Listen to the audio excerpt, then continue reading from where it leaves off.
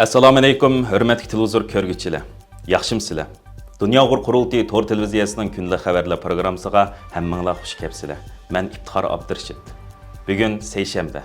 Hurmatli ko'ruvchilar, tövani diqqatinglar kundalik xabarlar programmamizning tafsilotida bo'lsin.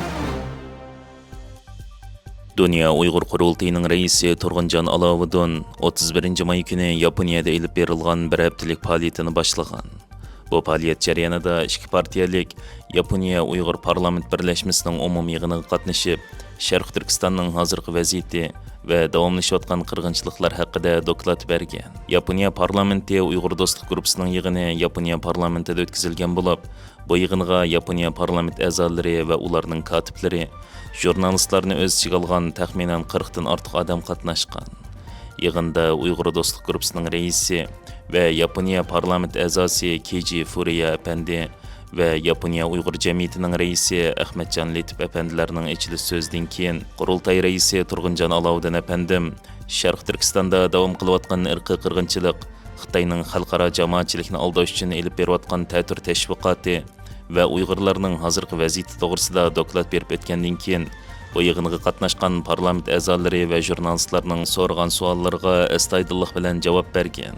Turg'unjon Alovuddin efendim mazkur yig'inda Uyg'ur parlament do'stlik guruhining raisi Furiya Efendiga Uyg'urlarning Yaponiya parlamenti va hukumatidan kutadigan talablarini va Yaponiyani Uyg'urlarning kishilik huquq masalasida diplomatik tadbir qo'llanishga chaqiriq qilgan maxsus talab xatini sungan bo'lib, bu talab xatida Yaponiyadan Xitoy hukumatidan Sharq Turkistondagi kishilik huquq masalalarini xalqaro tekshirishga qabul qilishni talab qilish, rayondan mal import qilishni prinsip jihatdan cheklaydigan majburiy emgakning oldini olish qonunining yaponcha nusxasini darhol yo'lga qo'yish, Yaponiyadagi Uyg'urlarni Xitoy doiralarining tahdid qatorliq chegara halqagan ziyonkashlikdan saqlash va qo'g'dash tadbirlarini qo'llanish qatorliqlar o'ttirib qo'yilgan.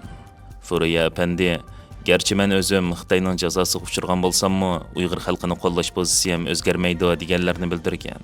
Turg'unjon Alovuddin efendim yig'inning oxirida Keiji Furiya Efendi va Yaponiya Uyg'ur parlament do'stlik guruhining barliq a'zolariga, shundaqla Yaponiya xalqi va hukumatiga cho'nqur minnatdorligini bildirish bilan birga, ularning Uyg'ur masalasini hal qilish uchun davomli qo'llashi va tirishchanlik ko'rsatishini talab qilgan. Yig'indan keyin parlament binosi oldidan ziyoratimizni qabul qilgan Turg'unjon Alovuddin efendim monolarni dedi. Assalamu alaikum dünyanın her kayısı yaylarındaki aziz Sharq Turkistonlik kardeşler.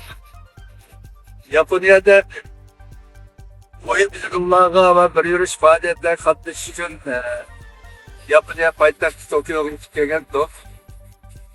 Tun günden başlap faaliyetlerimiz başlandı. Ondan sonra Yaponiya Uyghur Cemiyeti'nin rahberlerinden görüşüp Dağılağına sohbet kıldık. Bugün yanıma kısımdaşlarla bilen sohbet kılan olduk. Onun için beni bugün resmi ziyaretimiz, yani Yaponiya Uyghur Dostluk Grubu'nun a'zolari bilen Yaponiya parlamentida hazır kirish oldi turibmiz. Birazdan keyin Yaponiya parlamentga kiramiz. Yaponiya parlamentida Dostluk Grubu bilen sohbet ötküzülmez, yig'in ötküzülmez. Yig'in jarayonida biz asosliq vatanimizda Xitoy jonliqlari elib berayotgan irqiy qirg'inchilik masalasini va bu irqiy qirg'inchilikning hech qachon to'xtab qolmaganligini va yana bu davom etayotganligini, ammo Xitoy hokimiyati aldamchilik siyosatini qo'llanib, chet eldan bir qism Uyg'urlarning kelishiga ruxsat qilib va bir qism Uyg'urlarning chiqishiga ruxsat qilib, bu orqali irqiy qirg'inchilikni yo'q chiqarishga urinayotganligini buni o'tirib qo'yamiz va yana bir vatanimizdagi majburiy emgak masalasini o'tirib qo'yib, majburiy emgak chetishlik shirkatlarni Yaponiya parlamentidan xuddi g'arb davlatlari, ya'ni Amerika, Angliya boshliq, Yevropa davlatlari boshliq bir qism davlatlar o'tirib qo'ygan chiqargan qonunga o'xshash qonunlarni chiqarib, bu mecbur emgak chetishlik şirketlerini cezalash haqida bu fikrlarimizni qo'yamiz. Ya ondan başka chet elga chegaralar bostirish siyosati, ya'ni Xitoy hokimiyatining chet ellarda yashayotgan Uyg'urlarga tahdid va har xil aldamchilik orqali bularni o'ziga xizmat qildirish, o'ziga bo'ysundirish, ilm ekanlarini qilayotganligini buni o'tirib qo'yamiz. Yaponiya parlamentida shu qatorda yana Uyg'ur masalasining texnik kuchlik ilib berilishi uchun Yaponiya parlamentida Yaponiya parlamentining texnik institutlarning qurulishini, Yaponiya hukumatining Uyg'ur masalasini qurulishini va bundan ham Yaponiyaning demokratik insonparvarlik ruhiga uygun mos bir qadam ekanligini, hozir qadar Uyg'ur masalasini qo'llayotganligini, buningdan keyin mutlaqo yuksak darajada, yuqori darajada qo'llashi kerakligini talab qilamiz. Undan boshqa yana bir qism Uyg'ur do'stlar bo'lgan parlament a'zolari bilan alohida suhbatlarimiz bo'ladi. Buni yana ular bilan suhbat o'tkazib chiqqandan keyin bu haqda yana sizlarni xabarlantiramiz. Rahmat. Qurban Hayit munosabati bilan dunyoning har qaysi joylaridagi Uyg'ur muhojirati kollektiv hayitlash faoliyatlarini o'tkazgan. Uyg'ur muhojirati hasrat, seg'inish va umid orzu ichida fidokorlikning va Allohga sheksiz taslim bo'lishning simvoli bo'lgan yana bir Qurban Hayitini kutib oldi. Shundaqla vatandan, urug' tuqqanlaridan uzoq yiroq qirlarda Uyg'ur xalqining an'anaviy birlik ro'yini namoyon qilib, bu muborak Qurban Hayitini tabriklab, kollektiv yetilish faoliyatlarini o'tkazib kelayotgan Uyg'ur muhojirati bu yilmi o'xshashla dunyoning har qaysi joylarida yana kollektiv yetilishish va jam bo'lish faoliyatlarini tashkillagan. Germaniyaning Myunxen shahrida Uyg'ur jamoati Hayitning birinchi kuni Dunyo Uyg'ur qurultiyining markazida Uyg'ur masjidida jam bo'lib, Hayit namozini birlikda o'qishgan va jamoat o'zaro Hayitlik hol-ahvol so'rashgan.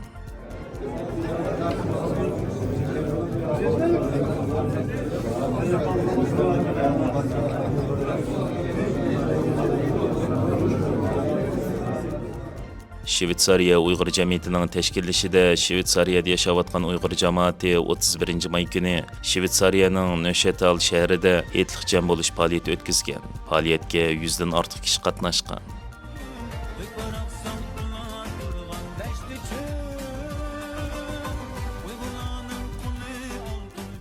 Türkiye'nin İstanbul şehrida Qurban Hayit munosabati bilan 31 may kuni Turkiyada faoliyat elib berayotgan Sharq Turkiston tashkilotlari birlikda cho'ng tipdagi Qurban Hayitlik jam bo'lish faoliyati o'tkazgan. Bu faoliyat İstanbulning Avcılar rayonida o'tkazilgan bo'lib, faoliyatni Dunyo Uyg'ur qurultiyi vaqfisi, Xalqaro Sharq Turkiston tashkilotlar birligi, Sharq Turkiston ulamolar birligi, Sharq Turkiston ma'rif va hamkorlik jamiyati, İli Meşrep Uyg'ur vaqfisi, Sharq Turkiston federatsiyasi ve Sharq Turkiston jamiyati qatorliq tashkilotlari birlikda uyushtirgan.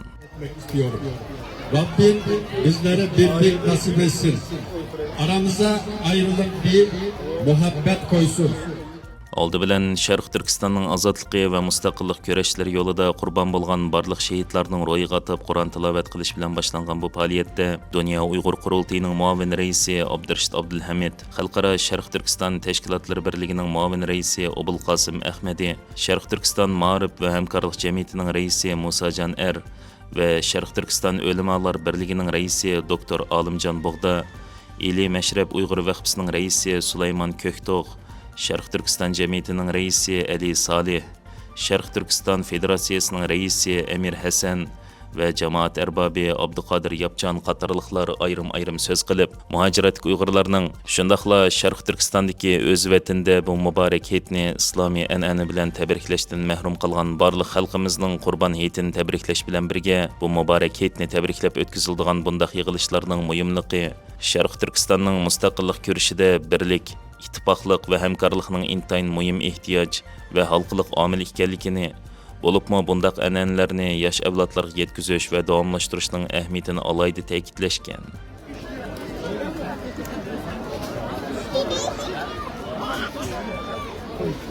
Faoliyat jarayonida bolalar va yoshlar orasida chelishish va arqon tortish musobaqalari elib berilib, g'alaba qilguvchilarga har xil mukofotlar tarqatilgan. Xalqimizning an'anaviy hayitlish madaniyatini saqlab qolish va bolalarga hayitning xushalligini his qildirish uchun hayitlik berilib, qatnashuvchilarga hayitning xushalligi va hayojonini his qildirishgan.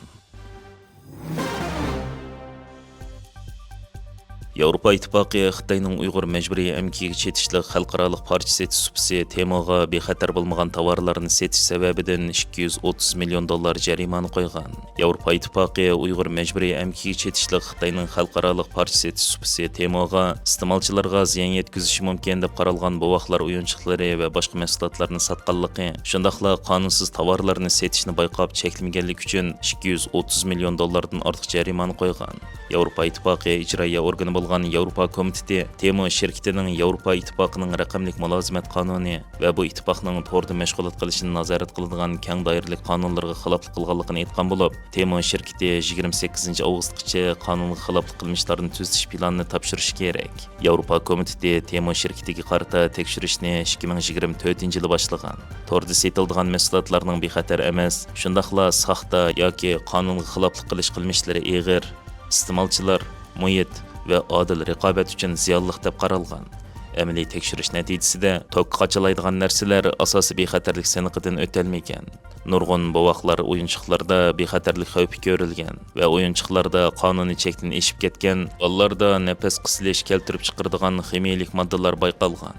Navbatda Yevropa komitetining qo'ygan bu jarimanasi Temoning raqamlik mulozimat qonunini buzganligi sababli qo'yilgan ikkinchi jarimani bo'lib, komitet ilgirmo Temo shirkatiga bu qonun bo'yicha oshkorlik masalasi sababidan $139 million jarimani qo'ygan edi. Yevropa komitetining texnik mas'uli Henna Virkonen bayonotida Temoda setilayotgan qonunsiz mahsulotlarning keltirib chiqaradigan haqiqiy ziyinni nazorat qiluvchilar, ishlatuvchilar va jamoatchilik vaqtida bilmay qoldi. Hozir Temoning qonuniy javobgarligini surishtirish vaqti keldi degan. Yevropa amaldorlari Yevropa shirkatlarining bozor ulushini saqlab qolishiga yordam berish bilan birga Xitoyning ustunligini cheklash uchun komitetdagi 27 komissarning hammasi juma kuni Xitoy bilan bo'lgan savdo munosabati qiyin davrga duch kelayotgan mezgilda qanday qo'shimcha savdo va sanoat tadbirlarini yo'l qo'yish to'g'risida munoziralashdi ekan.